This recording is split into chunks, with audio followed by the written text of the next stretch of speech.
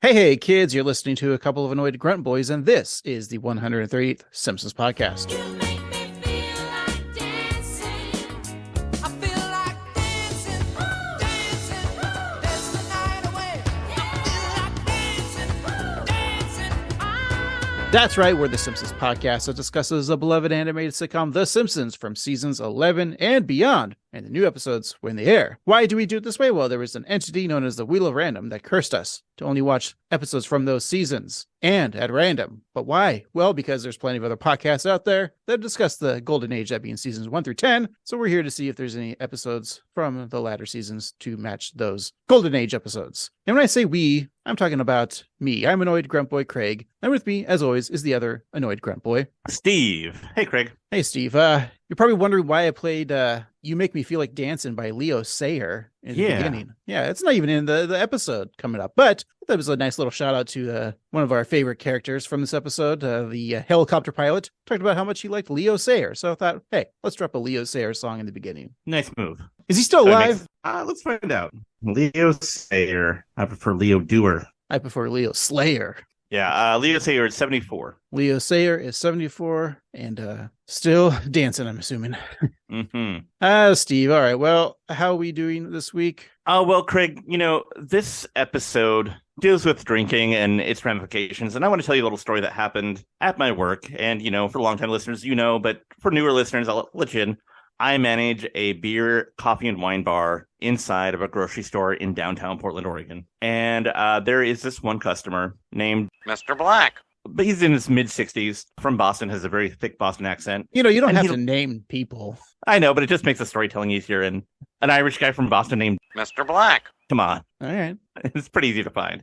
Anyway, he's at the bar having some beers, and he met some ladies who live in the neighborhood about his age, maybe a little bit younger. And he starts flirting with one of them, and he kind of tells her, hey, I'm not looking for anything serious, but I am looking for like a hookup, a one-night stand. And she's like, man, I'm trying to die alone. I wouldn't fuck you ever. And if I were to fuck somebody, I'd fuck somebody like Steve. And now at this point, I'm happily married, but I was like, okay, I still got it. Hey, it's a nice boost of confidence. You're like, all right. I know she might be a little tipsy, but the fact that she would say, your name. Yeah, it made me feel good. I felt good about myself until she followed it up when she said, I want somebody like him, somebody who's fat and bald. And I was offended. I'm bald? Yeah, Steve, have you looked in a mirror lately? Oh my, hold on. Let me grab my personal mirror. Oh, what? Oh, looking up. Oh no, I am bald. Wow. Now look down. Oh, there's fat down there. She was right. I don't consider you fat. I say you're husky. Yeah. Hey, now you know which one's talking right now, because if you look at our pod catching graphics, Steve is on the left with bald, but that little app makes you look like you're like a football player. Like, look at those broad shoulders. I mean, I do have pretty broad shoulders, but it's a pretty accurate representation, I think, of us. I think so. Yeah, I'm shorter. I have hair everywhere. Steve looks pissed off and wears glasses and is bald. That's not wrong. I normally do look pissed off and I am bald with glasses. So yeah, I think you did a good job. But no, I didn't do that. That was AI. Well, to AI and to all you bald fat men out there. Yeah. But gave you a boost of confidence, what she said. Did you tell your wife that? I did. She laughed. She didn't say, "Oh, honey, you're not." She just laughed. She was just like, "Yeah," and then walked away. Yeah, like, okay. I know so many embarrassing things are said when you're drunk, but the fact that you were sober and are now embarrassed, you got alcohol shamed. That's right. Hearing that story and then watching this episode in solidarity for Barney, I think we should just kind of abstain from alcohol this week. Let's be sober on this podcast. We're going to support our friend Barney, who's going through a tough time. And I think no beer corner, no wine corner, no cocktail corner. I don't even want a coffee unless it's a tall mocha latte. So should we just get in with this week's episode? Alrighty, Craig. So let's go back, Steve, to the wonderful year of 2000. Yeah. This episode dropped all the way back to April 9th of 2000. Steve, what were we all seeing in the box office, the movie theaters then? Well, Craig, we weren't watching a sitcom starring David Spade, but we were watching another thing, a movie with the same title called Rules of Engagement. Ah, yes, the 2000 American war legal drama. I think it was directed by William Friedkin. It Yeah. might have been written by Stephen Goghan, Yeah, but I think it was a story by Jim Webb. Spider-Man's dad. I believe a one Tommy Lee Jones and Samuel L. Jackson were in it. Yeah, and I think it's about a court-martial after soldiers under his orders kill several civilians outside of a U.S. embassy in Yemen. That was such a fun movie. I don't remember any of it. Yeah, that's... Normally I don't put like descriptors in the notes, but I had Yeah. no recollection of this movie whatsoever. Yeah. I thought it was literally when I saw Rules of Engagement, I literally thought it was a romantic comedy with like Matthew McConaughey and Kate Hudson. And David Spade. Yeah, exactly. Yeah, like I have no recollection of this movie. This just sounds like dad movie. Oh, for sure. Yeah. In 2000, I'm definitely not going to be watching a war legal drama. No. It's 2023. I'm definitely not going to watch a war legal drama. No. Sure, we could look up the Rotten Tomatoes, and I'm sure it's wonderful, but I'm not going to. No, but when we weren't watching that, what were we rocking out to in our car stereos? Well, it's 2000, so the only songs that were made in the 2000 based off of this podcast that we can understand is Santana. This wasn't like 1999 was always Smooth by Rob Thomas and Santana, but now we're in 2000, so it's going to be Santana featuring Product G&B with Maria Maria. She remind me of a West Side Story. Growing up in Spanish Harlem. She living a life just like a movie star. Oh, Maria, Maria. She fell in love in East LA. To the sounds of the guitar, yeah. Played by Carlos Santana. All right, Steve, I also have no recollection of this song. I vaguely remember it, but just because like you say, at this time, I remember a lot of Santana. You heard more of Santana in 1999 than you did in 1979. Yeah. This is also April of 2000, and I'm gearing up to be graduating high school at this time, so I'm probably not really paying attention to movies and music and Yeah. working on like graduating. So I think it's a blind spot. But you know what I was at least doing at that What's time? that? I was watching The Simpsons. That's right, me too. Definitely watched this live on Sunday at 8:00, followed by I'm assuming probably Malcolm in the Middle afterwards. Sounds about right. Is then X-Files on after that? I think so. Yeah, X-Files was still on at the time, yeah. And then didn't Family Guy come around this time too? It might have been No, it wasn't canceled yet. Man, what was the lineup? Or was Malcolm in the Middle at 7:30? So it's probably King of the Hill, Malcolm in the Middle, Samson's. Samsons, and then maybe Family Guy. That sounds about right. And then 9:00, X-Files. Yeah. Wow. I was definitely staying up till 10:00 on Oh. a school night. Oh, those Sunday blues. Yes, the Sunday Blues. Okay, so The Simpsons. Yeah, Homer is upset when Barney quits drinking. Meanwhile, Bart and Lisa get into trouble when they enter a photo contest. That sentence sounds a lot worse than it is. Yeah, if you look at it, like the description from Google or Wiki, like nowadays they're going to be doing like an OnlyFans photo contest. Steve likes OnlyFans, but only if it's Marge. That's right. Days of wine and dozes. I don't know how we do this without drinking. It's going to be weird. Maybe we'll be coherent for once. I highly doubt that. You're probably right. All right, Steve, let's go ahead and take a break, come back, and just get into the episode. Sounds good. We'll be right back. Stop the looting, stop the shooting, pickpocketing on the corner. See, as the rich is getting. And we're back today. We're talking about Days of Wine and Dozes. It's the 18th episode of the 11th season. Original air date was April 9th, 2000. It's episode 244 in the show's run. The nerd code is BABF14. It was written by Deb Lacusta and Dan Castellaneta, directed by Neil Affleck, and the showrunner is Mike Scully. The Scully years. Deb Lacosta and Dan Castellaneta. That name sounds familiar. Why? Because I had a friend named Deb once. No, Dan Castellaneta, obviously voice actor, Homer, Barney at all. And the Kenny rest. on the TV and the rest. And his Deb Lacusta is his wife and writing partner. They've written 9 episodes of The Simpsons, and this is the first one and the 5th that we've reviewed. I listened to the audio commentary on the 11th season DVD. One little fun anecdote was, I think it was Mike Scully was talking about, comes into his office one day and sees a spec script written by Dan and Deb. And he was saying, thought to himself, was like, oh, great. Now the actors want to write an episode. But he said it turned out really well. So Yeah. and it did. And we've reviewed almost all of the episodes. There's only 4 more that we haven't reviewed. The last episode they wrote together was in season 30's episode My Way or the Highway to Heaven. But Kind of cool how they keep it going. That's how to make a marriage work, Steve, is be a comedy writing partner. That's right. Worked for Martin and Lewis, worked for Abbott and Costello, and it works for Dan and Deb. Yeah. All right. Well, it's fun to get back to old school Simpsons, right? Mm-hmm. A 23-year-old episode that we still consider new on this podcast. That's right.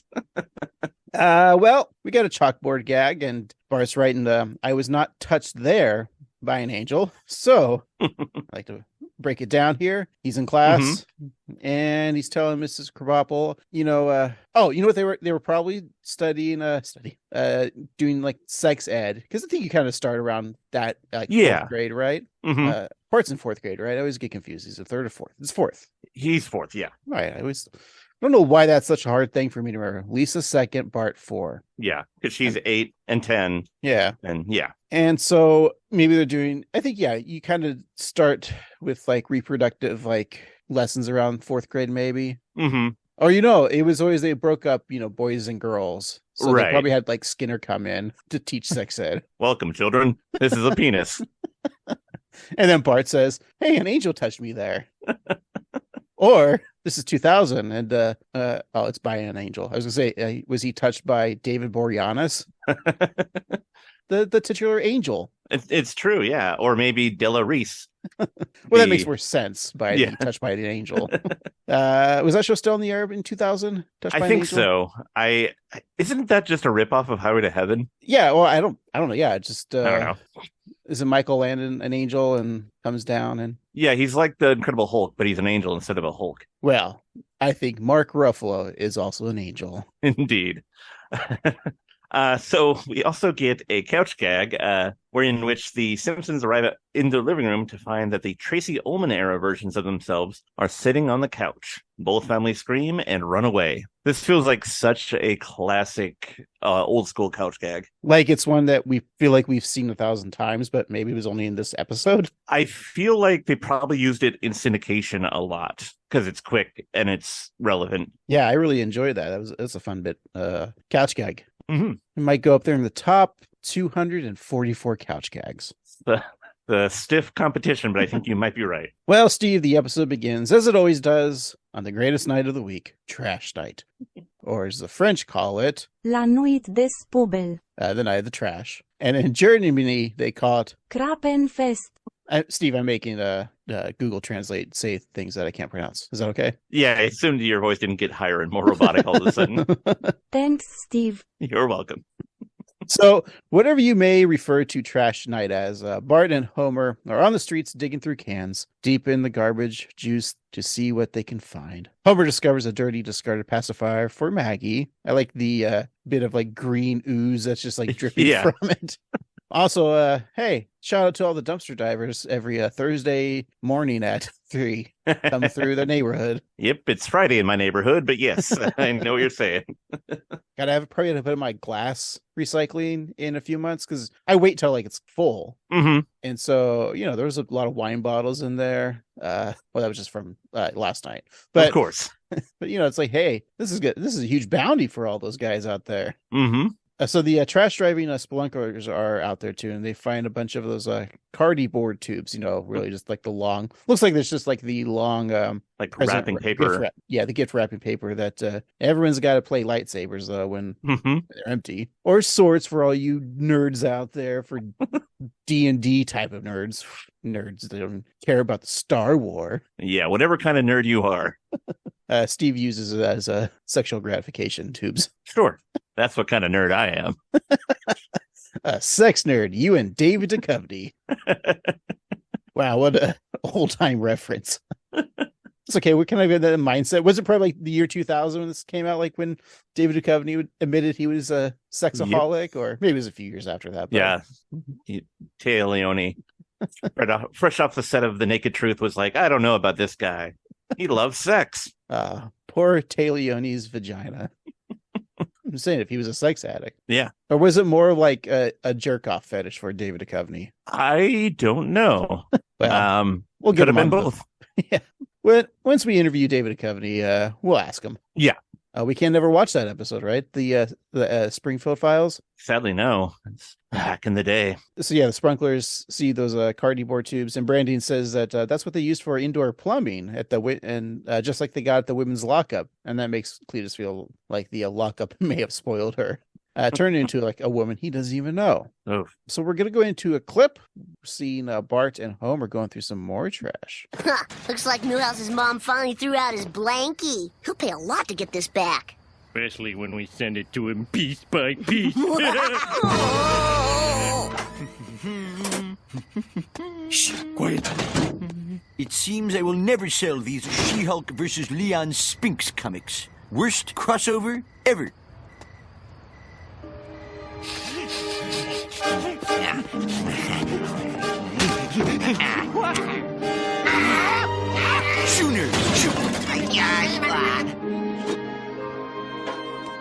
Well, this muscle shirt's a pretty good find. Dad, that's a sports bra. All I know is I'm finally getting the support I need. Look, Dad, barber hair. Ooh, Italian. Hey, Vinny, how's about a pizza? I got a no job. Mamma mia! Still a better Italian-American impression than Chris Pratt. You think Dan is upset he didn't get to be Mario? Yeah. Dan will be the voice of Mario in the Fox Saturday morning kids cartoon adaptation of that Mario. Mm-hmm. And of course, referencing to him voicing the genie from Aladdin in the Aladdin cartoon series. Look, Dan doesn't need that job. He's richer than Chris Pratt and everyone probably involved in that Super Mario Brothers movie. Yeah, it's true. He's got the money. But yeah, Homer off to being racial stereotyping. Mm-hmm. Look, we could racial stereotype most things, but we would never racially stereotype the Italians. Oh, God, no. Every other group of people. It's fine. Yeah, totally. But the Italians, yeah, hands off. And don't make fun of the Irish. Never. Or Germans. What have they done? Nothing for no one. Also, some gross out stuff there. Continue with the clip with that hair, like, oh, so nasty. It is, yeah. The way he forms it as a wig and a mustache. And like the mustache stays like mustache length. Yeah. It doesn't just crumple. Does it mean it's like all gooed up? I mean, I guess it was pretty greasy from that Italian guy. Yeah. Probably covered in marinara. That Italian with no job. I don't get that reference. Was that a stereotype that Italians had no jobs? Like when they came up, maybe that was like an old stereotype when It could have been, yeah. Ellis Island came Because over. they wouldn't get hired because they were without papers. Oh, right. It's WAP, right? Yeah, exactly. Wet ass pussy. Yes, that's what the Italians really have. Wet ass pussies. I also like the She-Hulk versus Leon Spinks. Was Comic Book Guy also one of those trolls on the internet putting the Disney Plus She-Hulk series down? I think he probably was, yeah. I watched it and I liked it a lot. Yeah, I had no problems with it. Yeah. Yeah, the only people that are on the internet, the trolls, are outspoken people. Like, the majority of people on the internet that don't talk are the normal people. It's just the people that are... Like, the weirdest and worst are the most vocal. A woman should only be on TV if she's a wife or girlfriend and needs the man's help. That's right. And God forbid another woman talk to another woman. But if they do, it should only be about boys. Exactly. That's the Bechdel proof test. So Homer points to the now closed Hawaiian restaurant Bob's Big Poi. It's fun. And he's drawn to a discarded tiki statue. Quoting the philosopher Billy Ocean, he asks the mask to get out of his dreams and into his car. Is Bob's Big Poi a unlockable building in The Simpsons Tapped Out? I got to assume there's a lot of footage in this episode that I feel like they used for the game. Because Yeah. like even shows an outline of like how the city could be laid out, even though it's it's fluid. But I know I was going to bring up like at the end of the episode when Bart and Lisa are looking through binoculars. It's like a great pause scene and to how to make your Simpsons town look like in Tapped Out. yeah, But I don't think we've ever seen the tiki restaurant before or since. Obviously, because it's closed now. yeah. I mean, maybe Springfield wasn't ready for plate lunch and mac salad. Yeah. Well, let's go to the kitchen of 742 Evergreen Terrace, where Marge notices that the area is wavier than she remembers. I like this bit of animation because the whole background is all wavy. Yeah, Then you kind of see like she's in the foreground, like just walking. I don't know. This is kind of cool, Mhm. even though technically she should be part of that gas. I just thought it was Aren't we interesting. all part of gas? Yeah. She checks the oven and then follows the gas line as it leads to the backyard. Also, the haphazardly like The taped. taping. Yeah. Where Homer has turned the tiki statue into a flame-throwing deity. Behold, I am King Talkie Tiki. Hey, Flanders, can your god do that? Actually, Homer, you and I worship the same God. So Irregardless, I am your god now. Homer, you can't just reroute the gas line. Do you know how dangerous that is? Do not anger Talkie Tiki. I am all power. Albeit most. There was one deleted scene from the DVD, and it was during this part, Lisa comes up and asks Dad about her birdhouse, and he looks and it was singed. Yeah, it wasn't that great, so I'm glad they deleted it. Yeah, that's not really worth the time. Yeah. I do like him just like jumping over the fence and like running away because he set the lawn on fire. I love the classic, Homer, he's good to mows. Is Homer being racially insensitive here? Somewhere between racially insensitive and just stupid. Now, I imagine you went to your wife and showed her this scene because she is Hawaiian. That's right, and she was deeply offended. Yeah. Why am I still married to him? When Homer enjoys a duff at Moe's with pals Carl and Barney, Lenny regales them with the story of telling a police officer that he was the one under the influence of being a jerk. Moe, Carl, and Homer all laugh, while Barney breathes a sigh of sadness. Moe asks what's with the glum face, and if Barney is glum or something, and Barney replies that it was his birthday last week, and no one remembered. The other guys are confused as Homer threw a party for Barney at his house. Barney says that they're lying, and then takes a big swig of beer, wondering why he wouldn't remember his own birthday. All right. Well, Moe then explains that not only did he have a shindig for Barney, they even videotaped it. So he throws a VHS cassette in the VCR, and the bar television begins to play. Before the footage is shown, though, we see Moe's camera work filming his mail slut. as a female postal worker drops off the day's correspondence. Oh, that's it, baby. Oh, from Mo. Oh, yeah, work the slot. Show me the package. Whoa, that's a project I'm working on. Sorry. Okay, Mom, we're rolling. I wrote a poem for Barney on this special occasion. Now that you're 1 year older, the time flew by so fast. Bart! Give me that. I'm just saying that when we die, there's going to be a planet for the French, a planet for the Chinese, and we'll all be a lot happier. Mr. Gumble, you're upsetting me. Oh, I'm not. Gee, is that what I look like when I'm drunk? You wish. That's the stage we call Professor Barney. Talkative, coherent, even insightful. Here's drunk. Well, I'm off to market. Marge, you're making a complete fool of your... Oh, it's just Barney.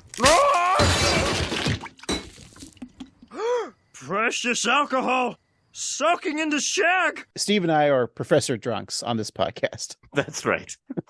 The line with Barney telling Lisa that the very racist, Yeah.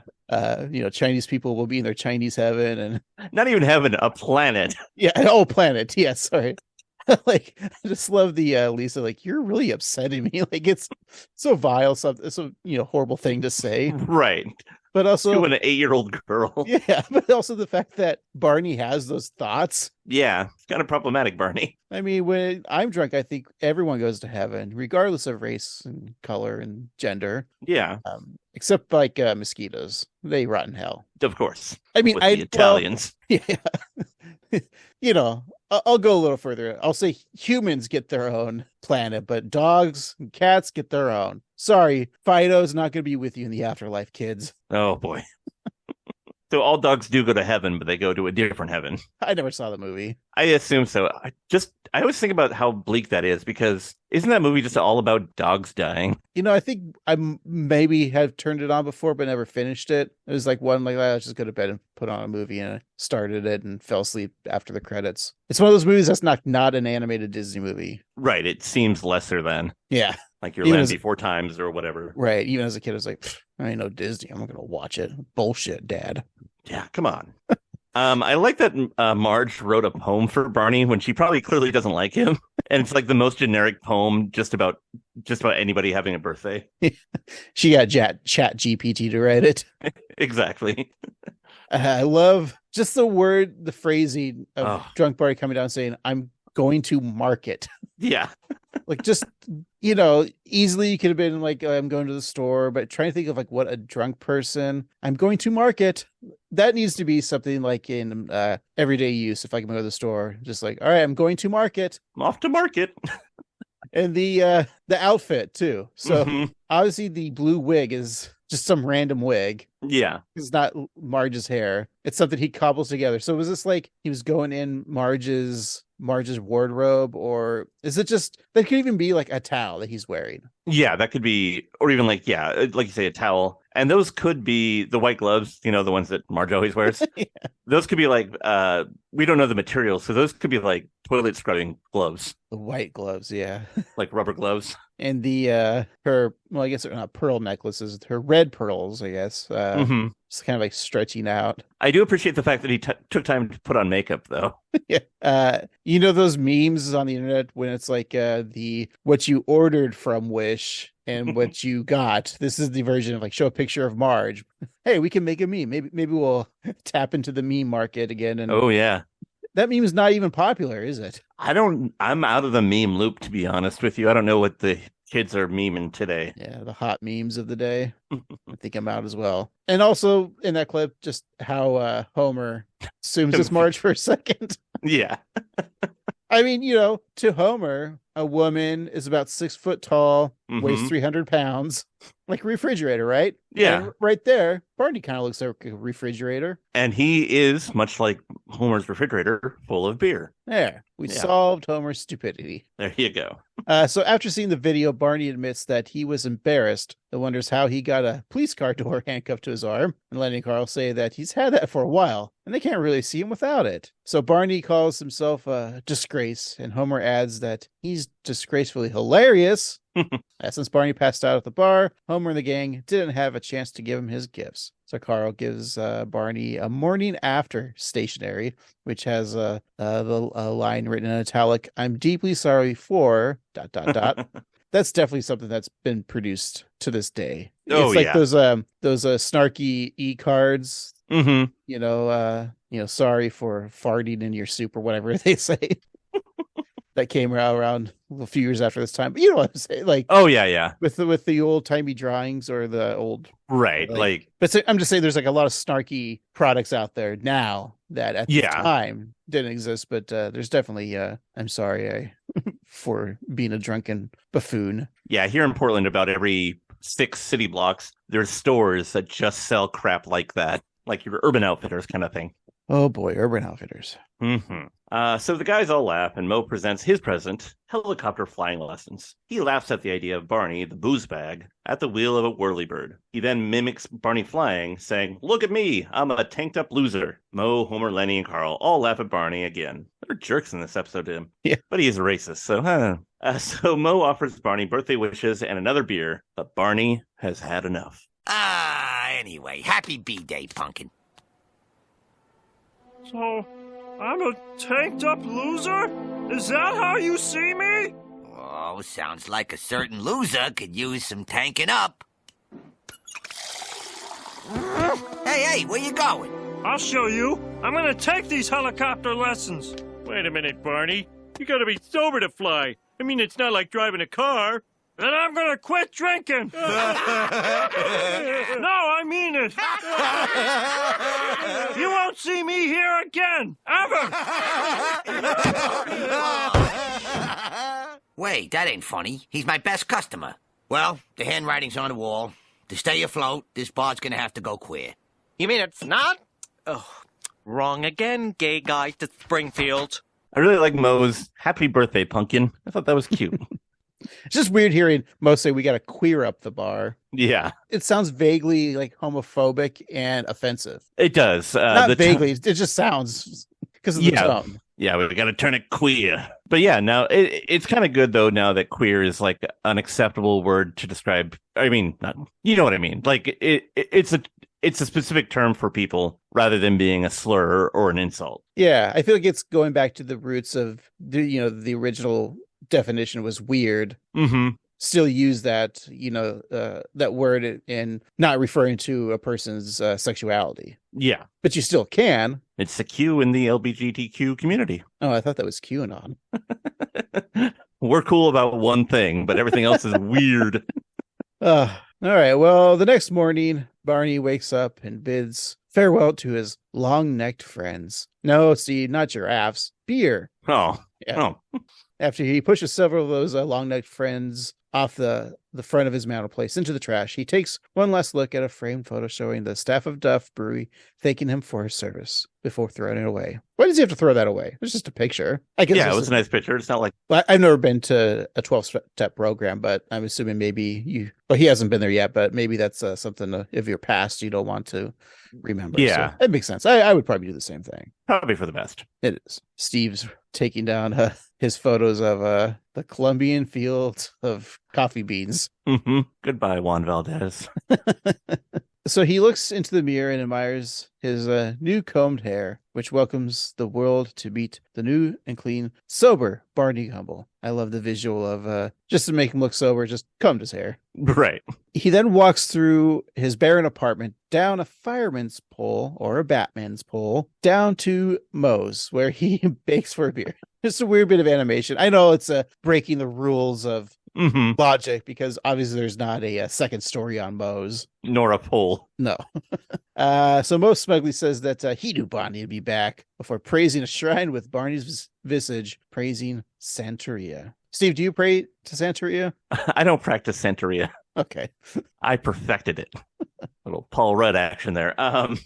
We previously saw Mo use a voodoo doll on Barney in the Joy of Sect season 9's The Leader episode. Yeah. It was a fun one. So Barney holds the beer stein to his lips, hands shaking. Barney reminds him that he vowed to stop drinking, but it's so hard for Barney. Homer's happy to help as soon as he finishes his beer.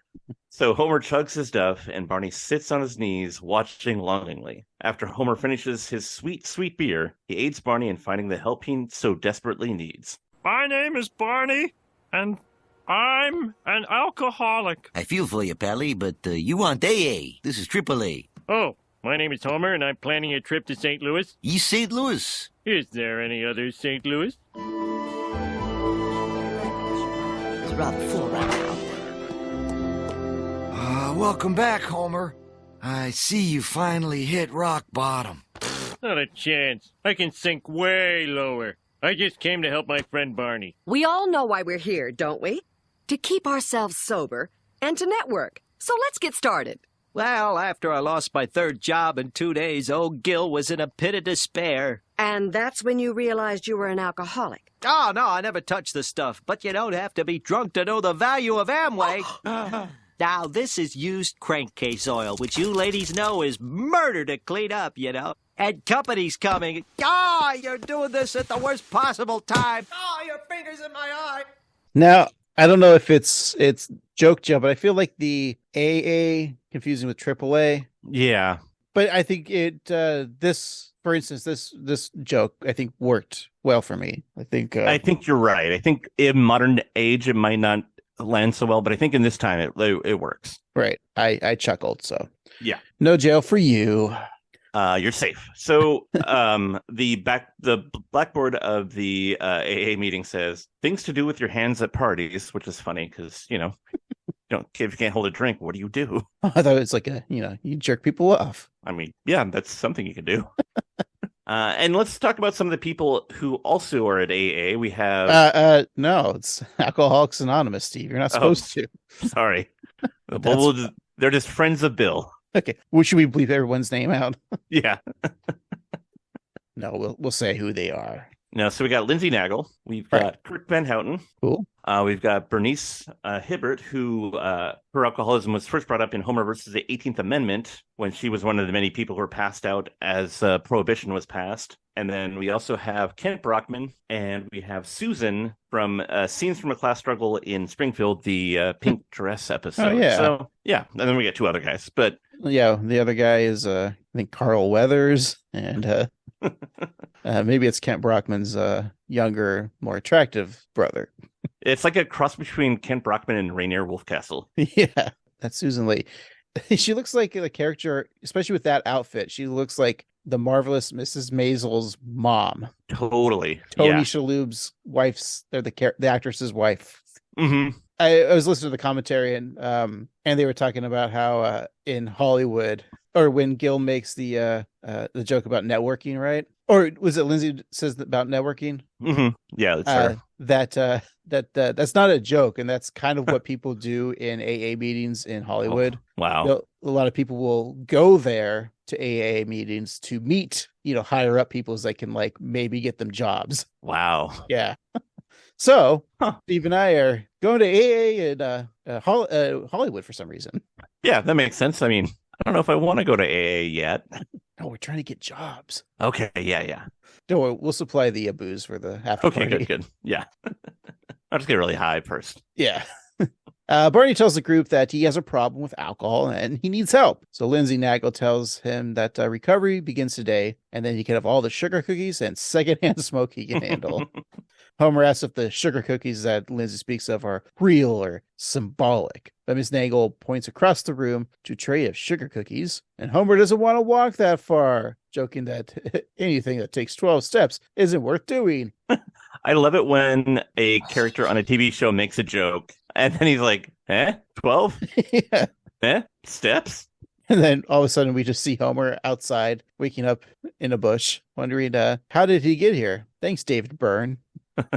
Was that right. David Byrne impersonation? Yeah. Yeah. So back in the Simpsons household, Bart, Lisa, and Maggie watch the Teletubbies on TV. The purple one, Gaga, tells children to hurt everyone. Lisa is shocked, and Bart laughs at the cuteness of the name Gaga. I wonder if that's where Lady Gaga got her name. It's famously known for Radio Gaga, the Queen song. But maybe not, because she was on The Simpsons. So, right. Yeah. And she does tell kids to kill everyone. Exactly. I mean, hurt everyone. Sorry. They're little monsters. Yeah.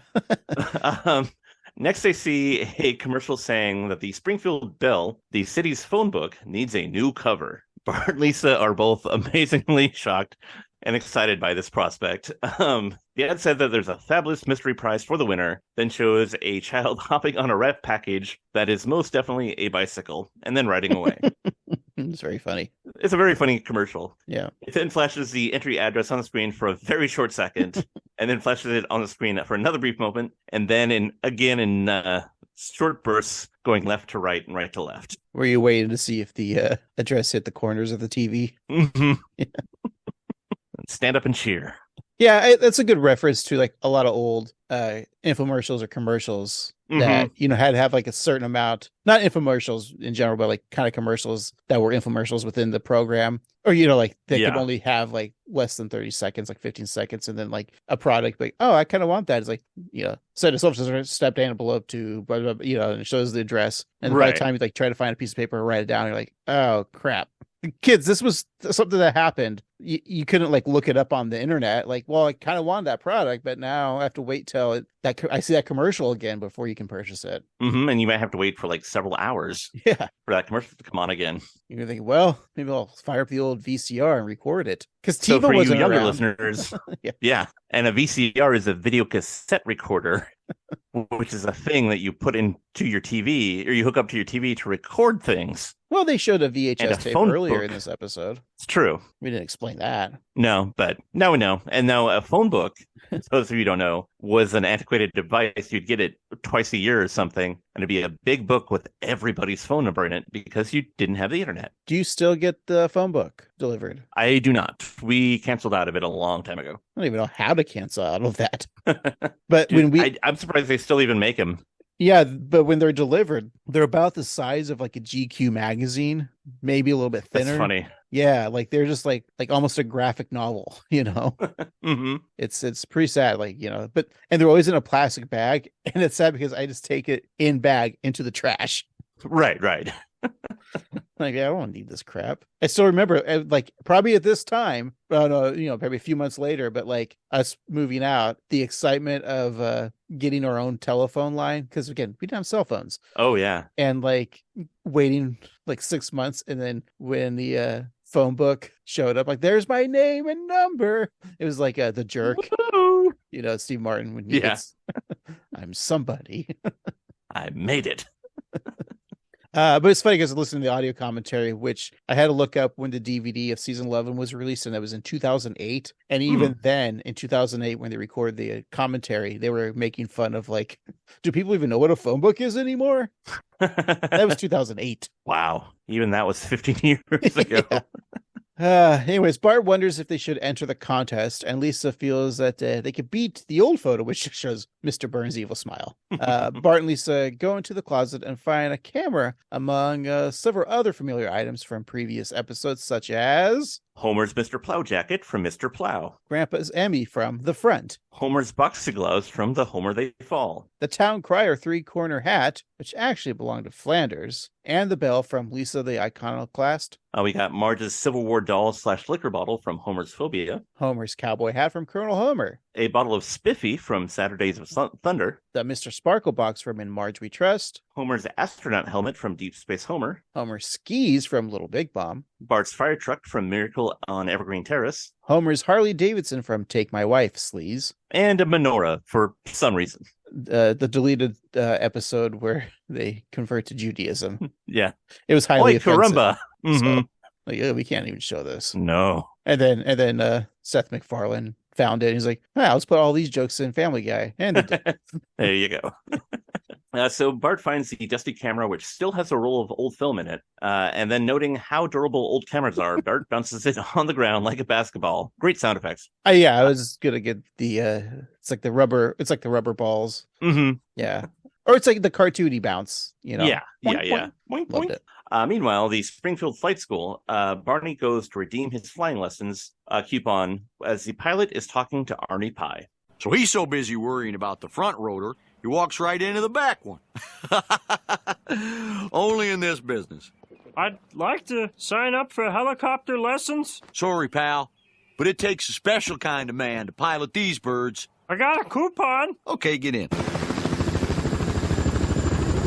Elvis played a chopper pilot one time. He made so many darn mistakes. We were just laughing at him. Great singer, though. Oh, absolutely. You know who else I like is that Leo Sayer. Anyway, we're nice and level now. How'd you like to take the controls? You think I'm ready? Sure I do. One sec. Testing, black box. 1, 2. Ah! Ah! She's all yours, friend. The helicopter pilot, very funny. This is Pretty funny. Is he telling the story of late great actor Vic Morrow in the beginning there? Jeez.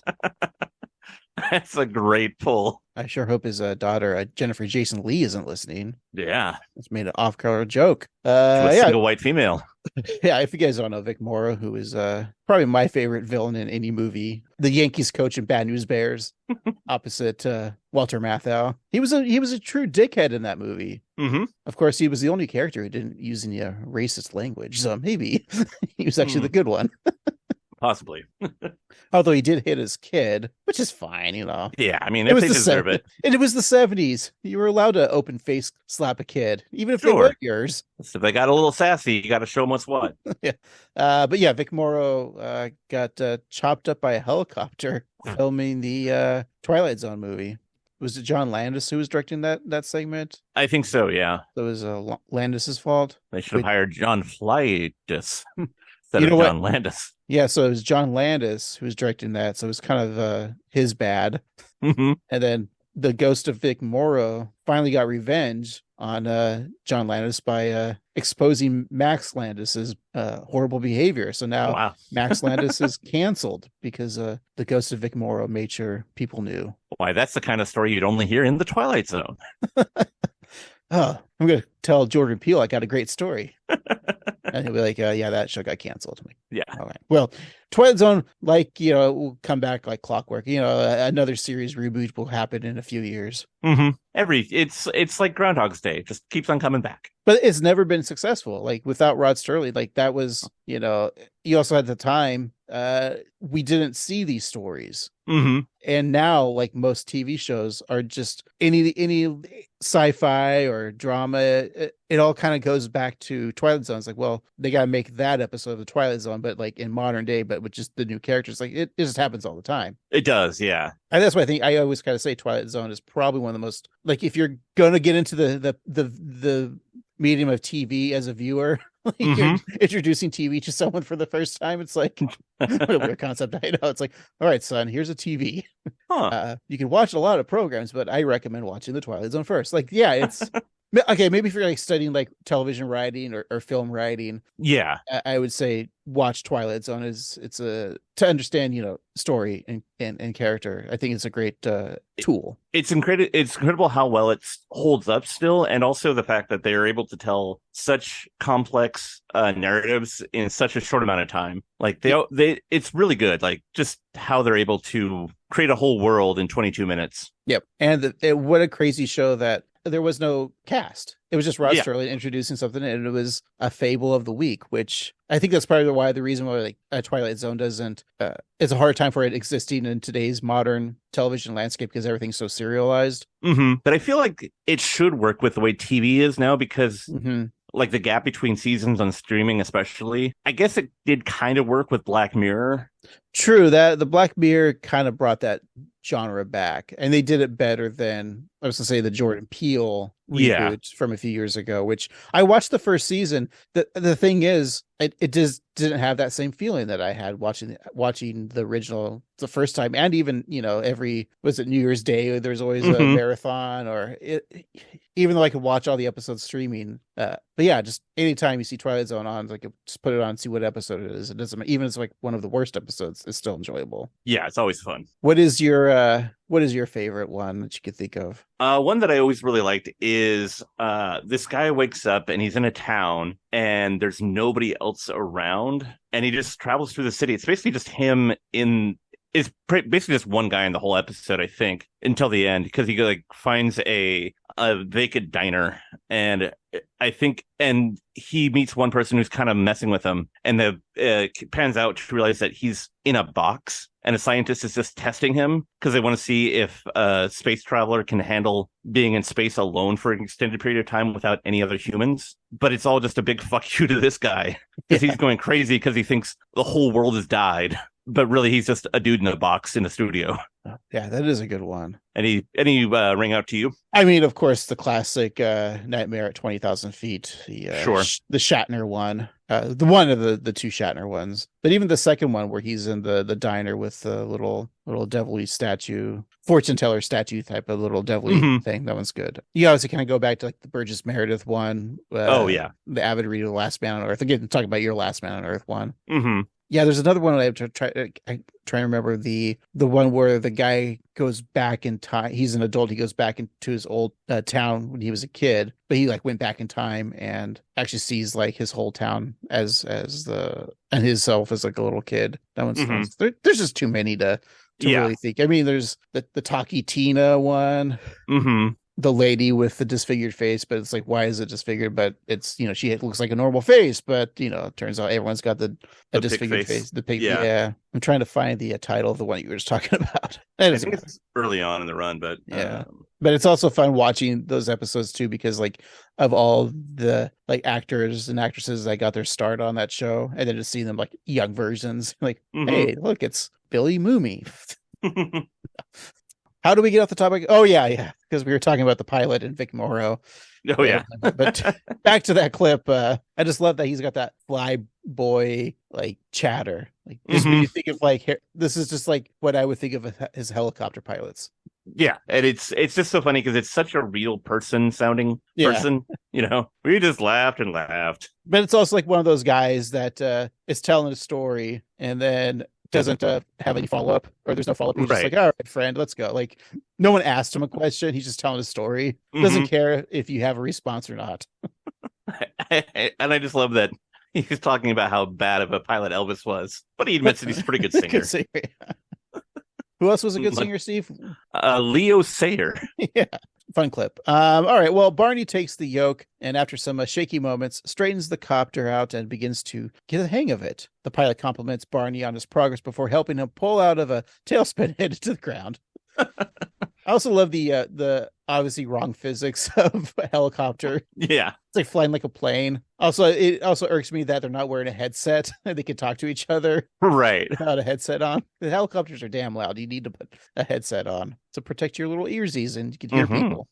I'm not a fan of the whirly bird. No. I remember when I was a kid, my dad was real keen on getting me to ride a helicopter. I think because of Magnum PI. Yeah. You're like, but I'd rather ride in a Ferrari, Dad, not a helicopter. Just give me a Hawaiian shirt. That's all I really want. And the shortest of shorts of all time, and a Tigers hat, Detroit Tigers hat.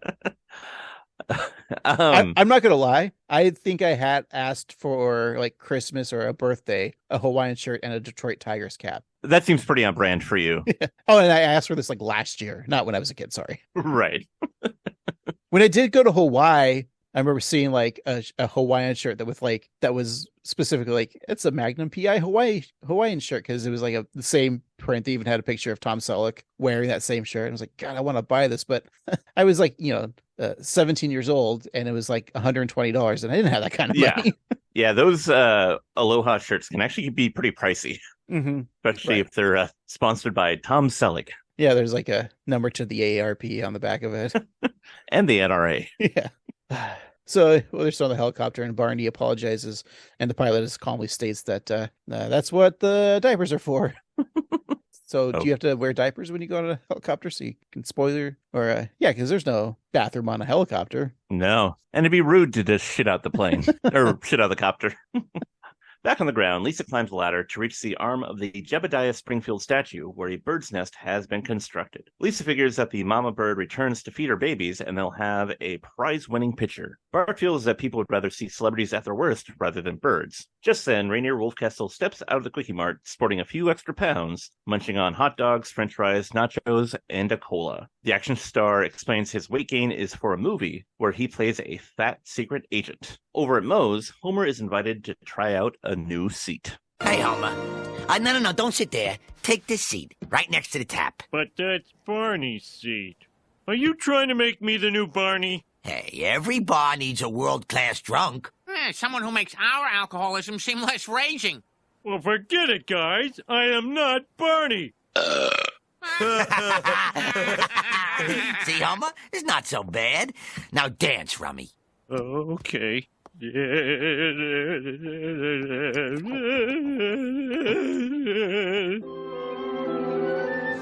danced for hours just because they told you to? If I didn't, I'd lose their respect. Check it out, Homer! I'm flying this thing! Get it away from the house! Wanna go for a ride? Can I, Marge? Can I? Let's go! Just go! Oh, Mo. Calling him Rummy. Yeah, he just starts dancing without even drinking. I know. Homer's so susceptible to peer pressure. I also love the fact that he parked his car in the lawn. That's typical Homer drunk. That's true, and now that he's the new Rummy. Yeah, but obviously not drinking rum. It's true. It's weird that they call you a Rummy when you only drink beer. You should be a beery. Beery. Up in the air, Homer informs Barney of big changes he's missed at Moe's, such as the newspapers hanging over the urinals. This allows a patron to read the sports page while you pee, which, as Homer puts it, is very la-ti-da. I just remember some bar that I frequented used to put the daily comic strips atop the urinals. And that seems like the perfect thing, because you can read a few strips, maybe read a High and Lois or a Hagar the Horrible, and then boom, you're out of urine and You can move on with your day. I remember just seeing a lot of stains over Family Circus. And a lot of guys. Me. Yeah, I just hear a lot of guys in the bathroom saying, "Take that, Jeffy." Everybody hates Jeffy. Yeah. Barney's made some big changes as well, such as, flying a helicopter. The pilot, sitting in the back seat, yells at Barney to avoid the power lines that they're about to fly into. Seems kind of dangerous to have the pilot with no controls in the back seat. And to have a third party just sitting in along for the ride, too. Yeah. Well, I mean, you need to have... Oh, you're talking about Homer the third party. Right. Ooh, that's a great title for an episode, Homer the third party. Homer could run for president, or he could throw two parties and then throw one more. Oh, that would suck. Yeah, I know. I don't want to throw one party. Right. All right. Well, Barney reflects on the time wasted at Moe's, but Homer feels that they are precious memories, such as staring contests and the way they always knew what football coaches should have done. Very funny line. And at that time, they jumped a census taker to get his clicker. Barney remembers those times fondly, but wants to move on. And Homer is taken back, thinking that Barney has a superiority complex. Oh, so you're better than me, is that it? I didn't say that! Take me home. Oh, don't be that way, Homer. I'll scream. Okay.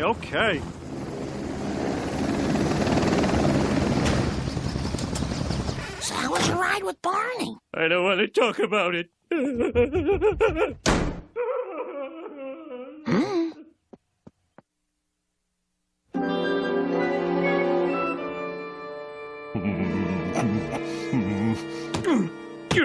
Stupid Barney thinks he's too good for me. Cheer up, homie. You don't need friends to be happy. I haven't had a friend in years. But you got me. Who have I got? Well, you still have Lenny and Carl. Oh, Lenny and Carl suck. Please don't tell Lenny and Carl I said that, because if I ever lost them as friends... Look, if Barney's that important to you, you've got to work it out. Old friends stick together, like OJ and AC, or the Falcon and the Snowman. Oh, why can't I have a nickname? Marge, just like nonchalantly, like poo-pooing Homer's like sadness when he comes home from. Yeah. He's like, I don't want to talk about it. She's like, meh, all right. Whatever. I also like her idea of friends that stick together, like OJ and AC. And the Falcon and the Snowman, which I assume is a Disney Plus Marvel show. And also her in the middle there talking about how she hasn't had a friend in years. It's like so depressing. Mm-hmm. And then like Homer's like, well, yeah, I'm your friend, but who do I have? It's so right. sad. Poor Marge. But it's a funny kind of take on like the Simpsons in general of like, well, Marge is just the mom character. She doesn't need to have a life outside because Homer's the star. It's just the patriarchy of the Simpsons. Mm-hmm. She's barely a person. Has there ever been a sitcom where it's the star is, there has been stars where the mom's the star. But even, like Roseanne, but they had to get rid of Roseanne and make it all about Dan now and the Connors. I know. The patriarchy. We need justice for Roseanne. Have you heard her pronoun joke? It's great. Of course I have, Steve. I subscribe to Fox News Plus. It's the best streaming app out there for ages 75 and older. I watch old episodes of Tucker Carlson and Gutfeld tonight.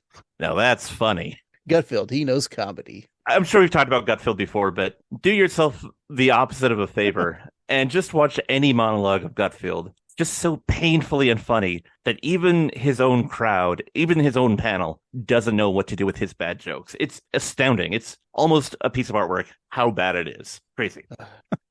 Every now and then I feel compelled to watch them, even though I'm mad at them, not only for their political leanings, but just it's an insult to comedy. Well, and it's because they say he has like one of the highest ratings, but isn't it because everyone who's watching Fox News is probably falling asleep by then, and so it's just the TV's still on? Exactly. Because the people that keep TVs on while they fall asleep don't know that there's a sleep timer on their television sets.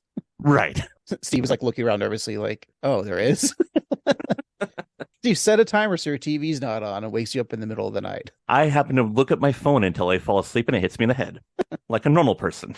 And then going back to what you're saying about the nicknames of OJ on the commentary, it's probably the last time I'll mention anything more on the commentary on the DVD, but they were talking about laughing at the OJ joke, and they were laughing like, just of this record, when they're recording the audio commentary, O.J. Simpson got arrested in Las Vegas. And I'm thinking like, geez, that's how old that second arrest is. Wow. And by the time that record and now, because O.J. Simpson went to jail for how many, like 10 years? Mm-hmm. And now he's the king of Twitter.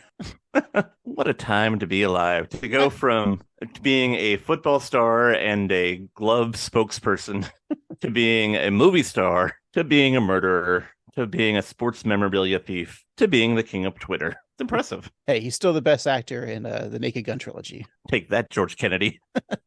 I'm just hoping that OJ is finding time between being on Twitter and his golf game, that he's still looking for the murderers of Nicole Brown and Ron Goldman's, the murderers of those two people. Yeah, let's hope he doesn't walk by any mirrors.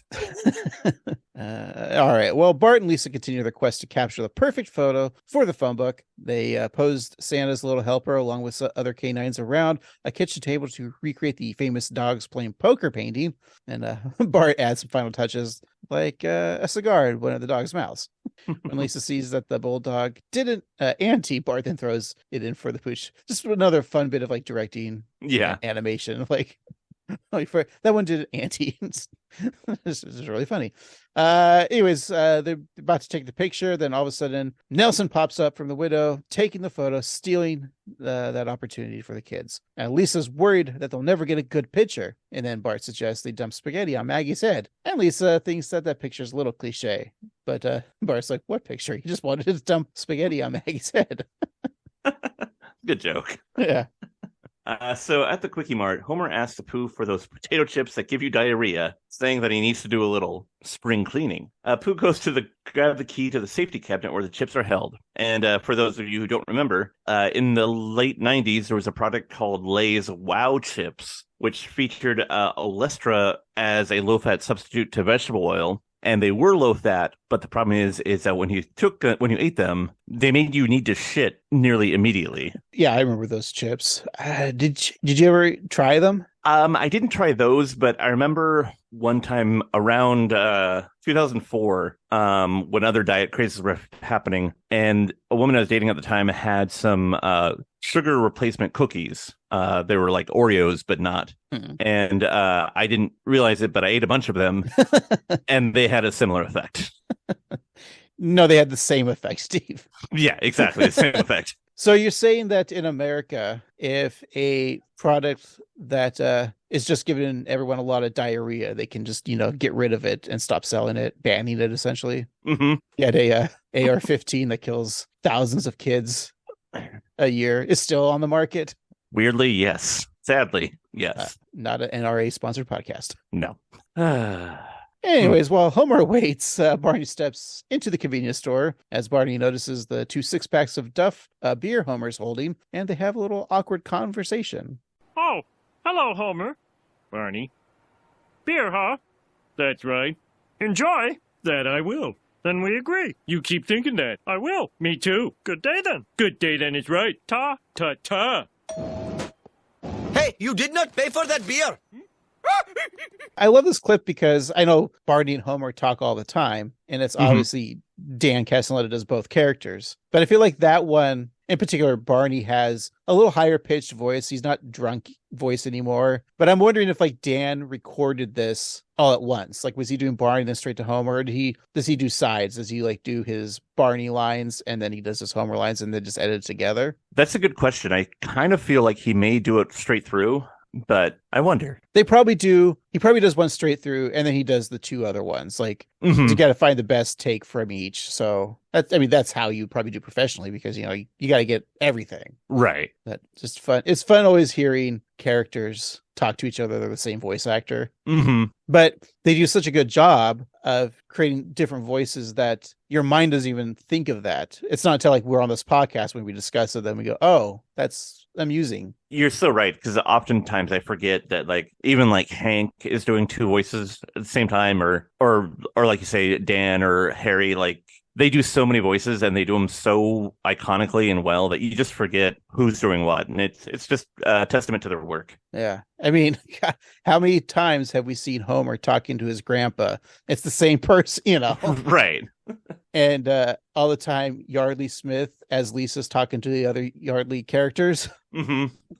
I think there's been, 3 now out of the 33 years. Yeah.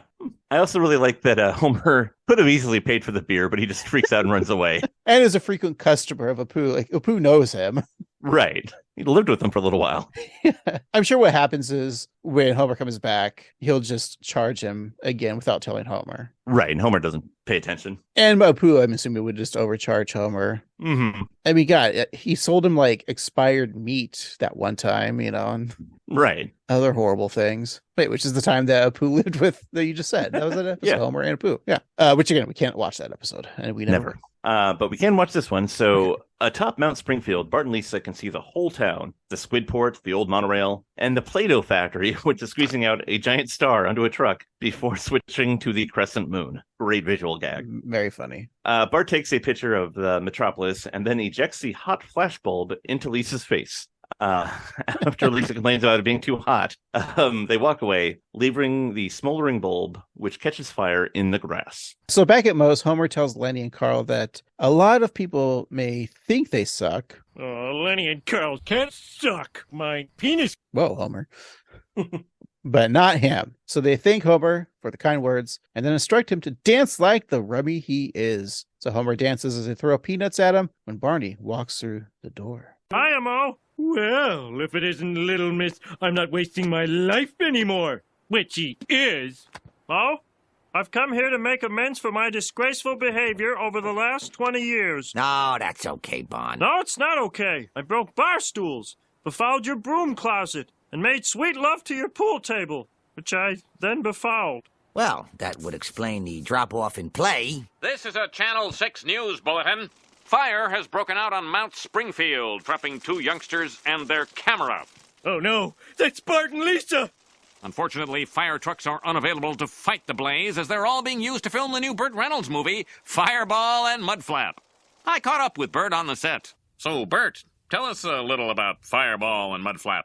Well, I play Jerry Fireball Mudflap, feisty Supreme Court justice who's searching for his birth mother while competing in a cross-country fire truck race. It's garbage.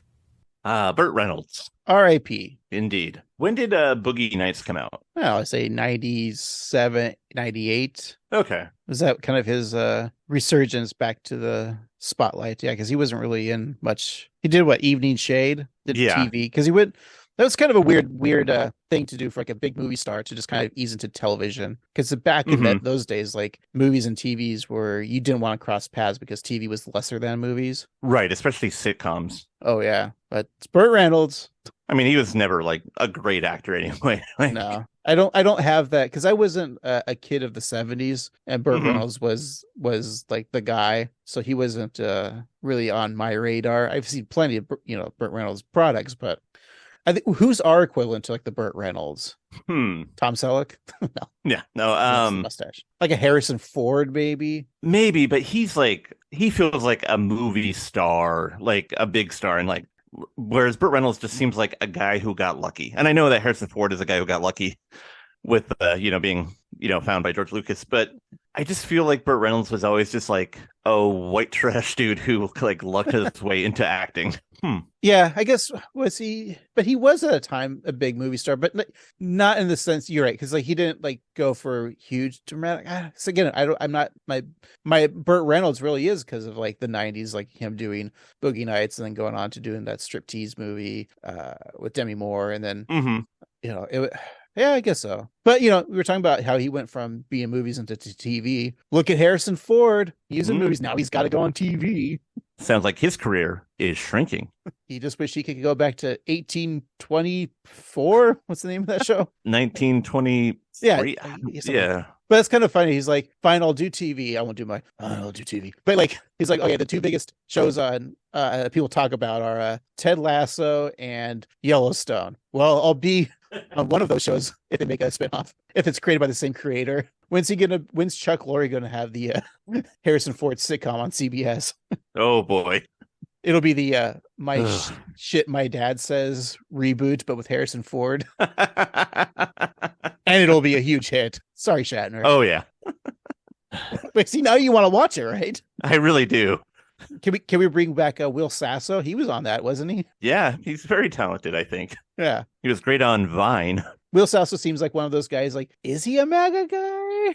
Like, you're not quite sure. Like, he's not, but he seems like he could be. Right. Like, I could see him playing a role in, like, a prestige drama where he is a MAGA guy, and then everyone would be confused, but then he's like, oh, no, I'm super liberal. And like, oh, okay. It's like how we thought Treat Williams would be a MAGA guy, and then we were severely wrong. We accomplish a lot on this podcast. One of the things that we do is talk about Treat Williams more than any other podcast. If you got a name like Treat, it's kind of one of the best names, Treat Williams, because you have a not a common first name next to a very common last name. Mm-hmm. So I think that's what makes it funny. Right. Like his rival, the evil Trick Johnson. Or would that be the opposite? Would he have a very common first name, his last name Tricks? So it'd be like, oh, yeah, Sam Tricks. Mm-hmm. Or no, Bill Tricks, because Treat William. Right. You flip it. Bill, yeah, Bill Tricks.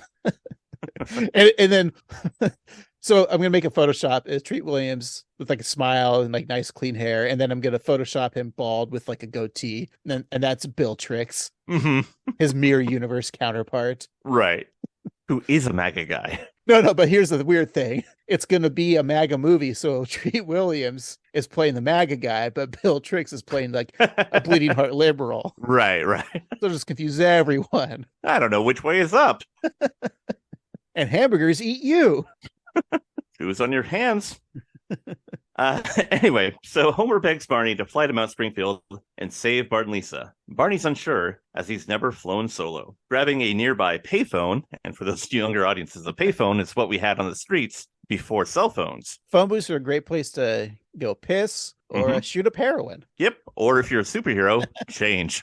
You know, even like phone booths were a joke because they didn't exist in 1978 when they made that joke in the Richard Donner Superman film. Remember, like when he was about to be Superman for the first time? So he's like Clark Kent, and then he goes to a phone booth, and it's not an actual booth. It was just a phone with like the little privacy, like 3 walls. Right. Like, yeah. And they even make that joke in Superman of like, oh, well, I can't do it there. See, that joke is funny, but would kids understand why that's a funny joke? That when Chris Reeve comes up to that phone booth, he's like, just looks at it and like shrugs off. He's like, well, I can't do it there. Like, yeah. But do kids know the concept of Superman changing in the phone booth? Because obviously they don't do that in comics or TV shows or any, because it's a thing of the past. Yeah. But would a kid understand that Superman reference? I don't know. Probably not. Homer grabs the receiver and says, the call is from heroism. Will you accept the charges? And so as he watches the flames flicker, Barney agrees to help. Let's go back to the phone joke. It's just so dumb good. It is dumb good. And they were just a few years later, they could have done the same joke with a cell phone, but I think that there's just a phone right there. And perfect. And Homer's like line of like it's probably one of the most clever things he's ever said, or he thinks, right? It's like, the call is heroism. Will you accept the charges? But that's like such like a bad 80s 90s action movie cliche line. Just really funny. Really funny.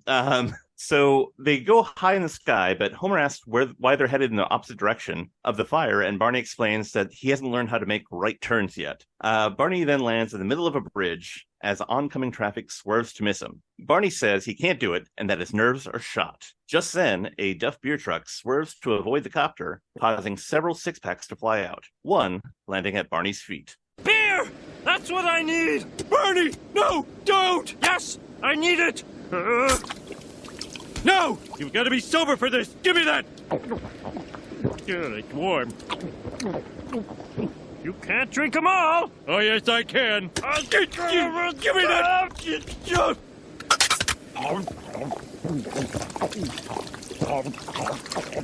I won't let you give up now. When you worked so hard to be the greatest pal in the world. I love you. Let's not lose touch after graduation.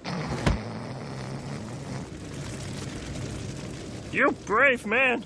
You took 6 silver bullets for me. Stay away from my wife. Looks like it's up to me. Homer is a good friend taking those silver bullets. It is, yeah. The Steve, if you ever need to quit drinking and you want me to drink all the beer for you, just let me know. Same right back at you, buddy. Happy to help. Probably if you do need to stop drinking to ease your pain, we should probably go to bars to practice not drinking. So I'll make you buy me beer and you watch me drink and see how stupid I get and how you don't want to be drunk like me. You know, working as a bartender in a grocery store, it's sad how often I think, maybe drinking shouldn't be forever. I've just seen a lot of people who are older than they should be getting too drunk again at a grocery store. Do you feel like since you've been bartending that you drink less? No. Yeah, no, I'm probably drinking more, but well, I've noticed that my end that how edibles and gummies and that sort of product is legal where we live, that I consume those more and I consume alcohol less. So I will say I agree with that. I do that, and I really enjoy the edibles a lot more. I just enjoy the flavor of beer, and it's not really about getting drunk anymore. Yeah. But getting high is awesome.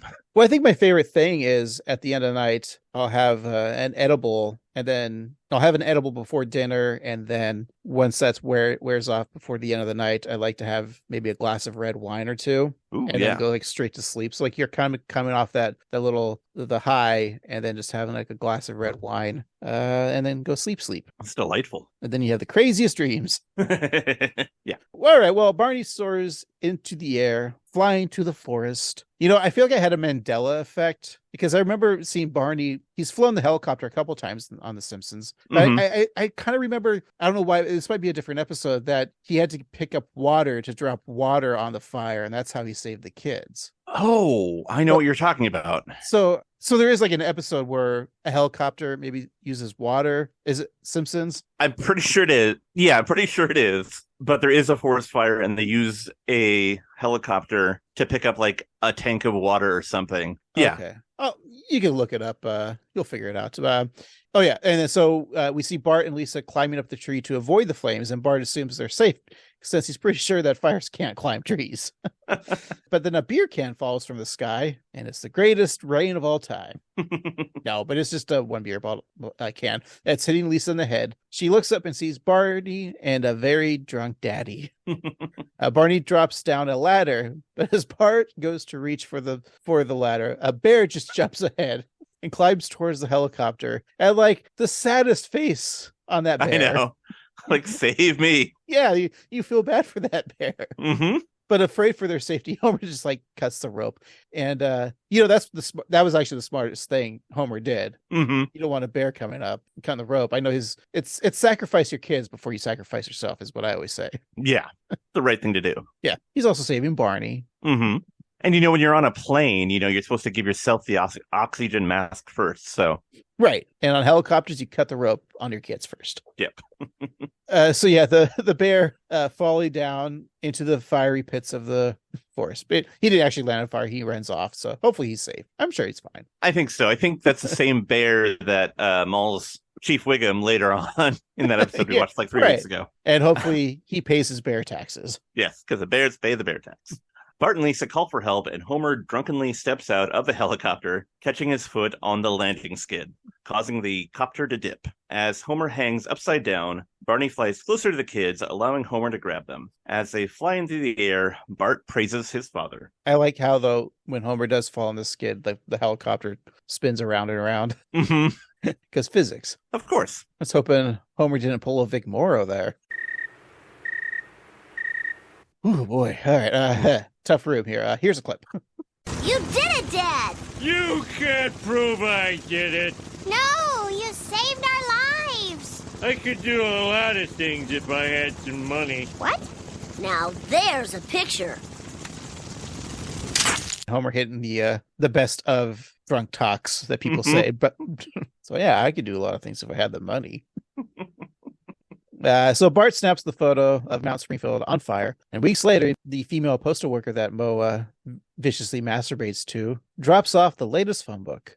Marge calls out to Bart and Lisa. Is that the same mail carrier that has been on The Simpsons? Like, I remember that one where Lady, where's my camera? Lady, where's my camera? I think it is, yeah. Oh, okay. Well, Marge calls out to Bart and Lisa, saying that their picture is on the cover. They excitedly run down the stairs, only to find that the cover is a photo of them as toddlers sitting naked on the toilet together. And Marge loves the adorable photo, noting that some baby pictures must have been on that old roll of film. This was confusing to me because it means that Bart and Lisa just sent a roll of undeveloped film to the phone book company. Pick one of these, I don't care. It's like, you develop them. Yeah. That is funny.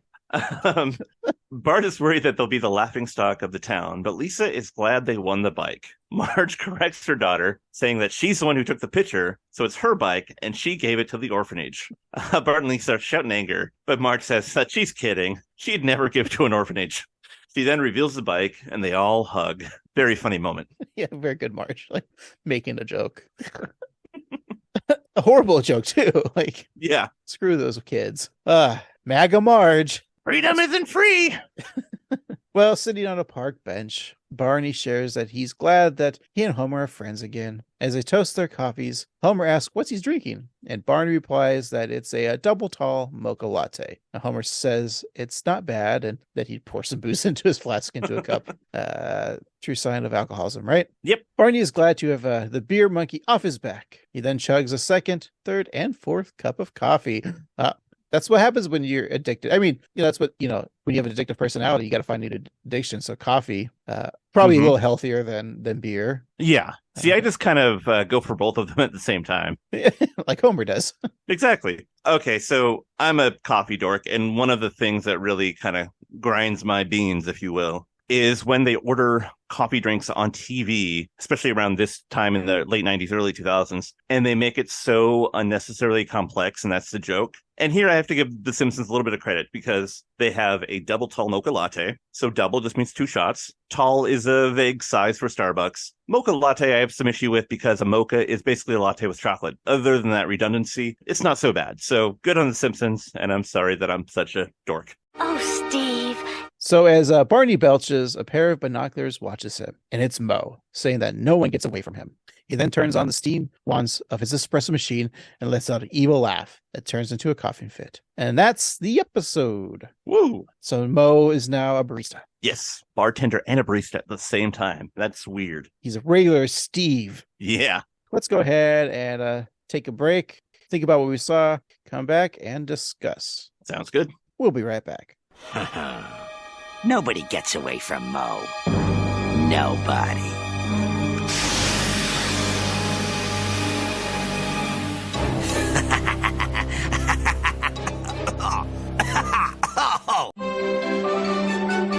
And we're back. Let's wrap up this week's episode, Days of Wine and Dozes. We'll talk about some of our favorite scenes, some jokes that we thought were hilarious, maybe give an MVJ, Most Valuable Jokester, wrap up the episode by giving it a ranking, and find out what we're watching next week. But before we do all of that, we give the gift of something from this episode, because I demand it. And the fans demand it too. What from this episode would make for a great gift? There's a couple things.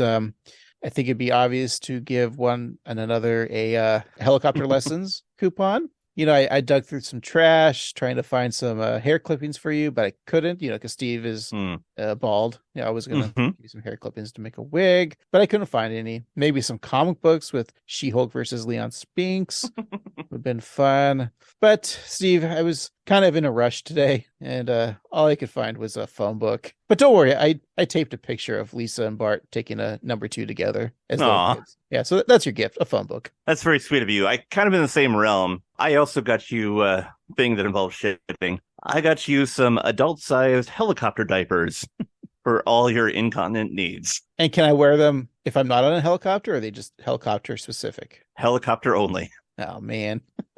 So if you're in a single engine plane, you better not shit in those diapers or I'll know. Well, I will never do that. Okay. All right, Steve. How about some funny jokes? Do you got an MVJ? Like, what are some of your favorite scenes or gags? A lot of funny in this episode. Marge was kind of hilarious in this episode, Her joking with the kids about donating the bike to the orphanage and her indifference towards Homer's pain made me laugh. I thought that the AA scene was pretty funny, and just the excitement that Bart and Lisa have about the commercial and just their adventure is a lot of fun. But I think if I have an MBJ, I'm going to give it not to Homer, but to Dan. Not only for co-writing this episode with his wife Deb, but also just his stellar voice work, playing both Barney and Homer, and in a way, kind of reinventing who Barney is as a voice too.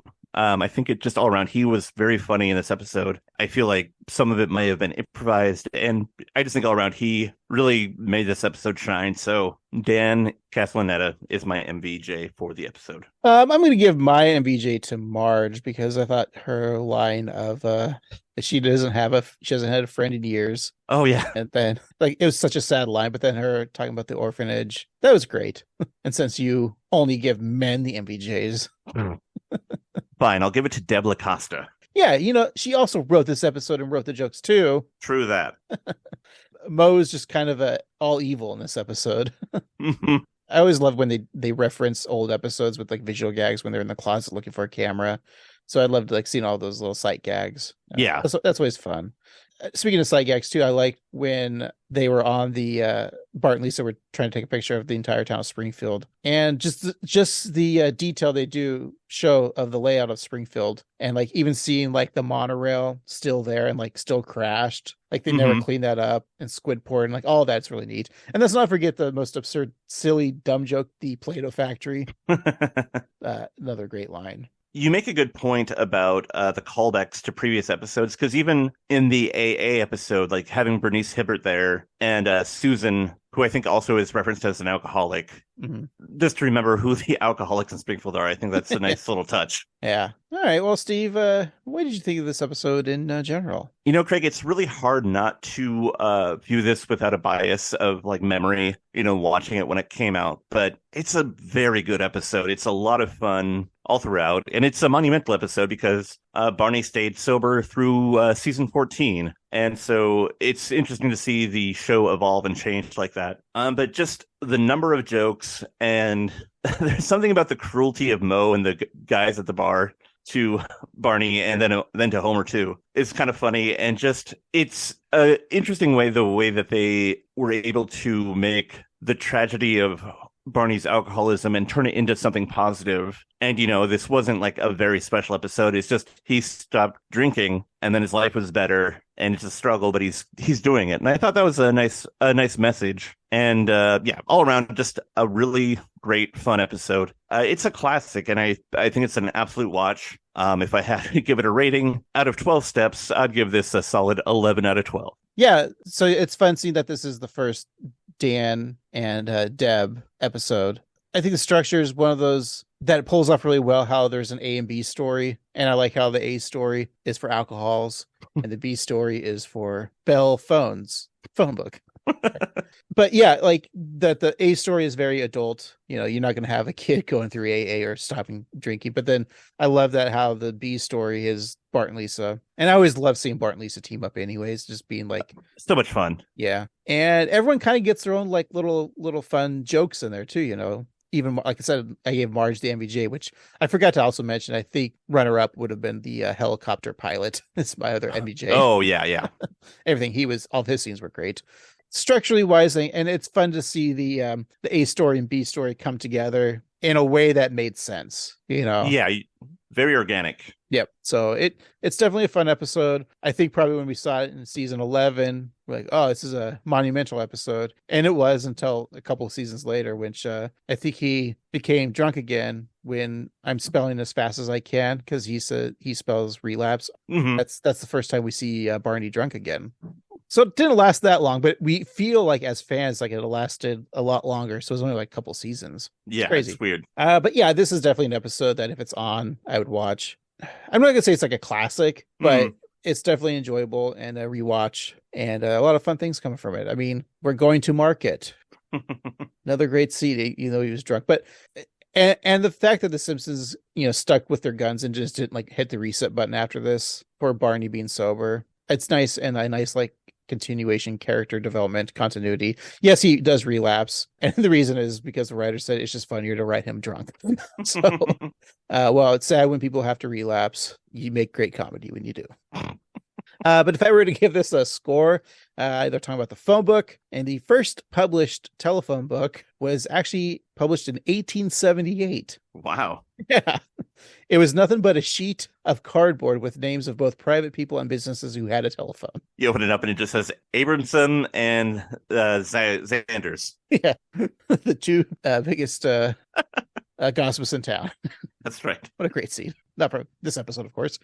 Yeah, so out of 1,878, I'll give this episode a 1,834. That's a fair score. Well, I'm glad we're all fair scored on this podcast. Steve, I think it's time we go back to present day and stop watching these old episodes and get back with the current season. Oh, boy. That's right, Steve. We're going back. New episode dropping April 23rd. Wow. Yes, in the year 2023 by Gregorian calendar standard. Mm-hmm. Steve, new episode 18 of season 34. Just what do you think the titles are going to be called? April 23rd. Season 34. Okay. The Simpsons. Homer. Yeah. Bart. Sure. Don't forget to carry the 3. The 3. Don't forget to say Johansson. That's the end of someone's name. Johansson, Pythagorean theorem. I'm just trying to help you to do improv. Peanut butter jelly. Okay. The title of this episode is Homer at the Mat. So Homer, we don't describe what the episode's about, but I kind of see that Homer is starting to do yoga. Yeah. Is that what you thought? I was actually thinking he becomes a professional wrestler, but I like the yoga one more. You just want to see Homer in his Lululemons, don't you, perv? Yeah. Lemons. That's what he would say. Yeah. No, Steve, it's called Fan-Lee Feud. FAN-ILY. And then feud. Okay. Fan-Lee Feud. What do you think that episode's about? Fan-Lee Feud. Okay. So your A story is the Simpsons are going head to head against the Flanderses on Family Feud, featuring a guest appearance by the one and only Steve Harvey. And in the B plot, Marge doesn't want to go to the game show because she's busy with her new venture, her OnlyFans site. Haven't you had that B plot before? Marge starting OnlyFans? But it's in the title, and maybe I did, but sounds like Steve wants an OnlyFans subscription from a cartoon character. Maybe I do, Craig. Maybe I do. Well, no, Steve, that's 100% incorrect. Here's what I got from the Google. It says Homer publicly disparages a pop singer and faces the ear of her vindictive and highly organized fan army. Wow. So I'm guessing this is like Homer saying something bad about like a Taylor Swift, because I know like her fans are pretty avid if you say something bad about Taylor Swift. And not just Taylor Swift, it's like Justin Bieber, like the Beliebers. I'm sure don't like the Selena Gomez fans fight with the Bieber fans. Like there's a big that's very intense. Which is so weird now because both like Bieber and Selena Gomez, are they both like in their 30s? It would seem weird to like have a fan base that's so annoyed with other fans. Yeah, it's strange because like Selena is like a successful actress and she has her own thing, and I don't know what Justin Bieber's up to, but who cares? Yeah. Like they're adult people now. Like let them do what they want to do. They're old enough to like rent a car. So yeah. Well, I don't have any more information. I mean, I could do more research on this episode, but I think it'd be better we just wait till next week to see who wrote it, to see if there's any guest stars. I don't want to spoil it. No, let's find out fresh. Well, it'd be really fresh of all you out there is to contact us on social media like Twitter, Facebook, Instagram, YouTube at 138Simpsons. And you can always email us at 138simpsons@gmail.com. And hey, go to your favorite podcatching app, leave us 5 stars or the equivalent, and write us a real review. But don't write a real review if you don't want to. Just write something that you'd like to atone for. And hey, check out our merch at tpublic.com/user/annoyedgruntboys. And hey, if you don't want to type, you can talk. Talk to us. Just go to your podcatching app, Click that little button there and leave us a voicemail. Tell us your problems. Tell us your solutions. Tell us what we should drink. Tell us what we should eat. Tell us whatever the hell you want. Just talk to us, please. We're so lonely. That's right. We just want friends. Simpsons friends. And Marge on an OnlyFans. All right. I've been annoyed Grunt Boy Craig. And I've been annoyed Grunt Boy Steve. And remember, you need to sober up to fly. It's not like driving a car. I could do some things. If I had some money.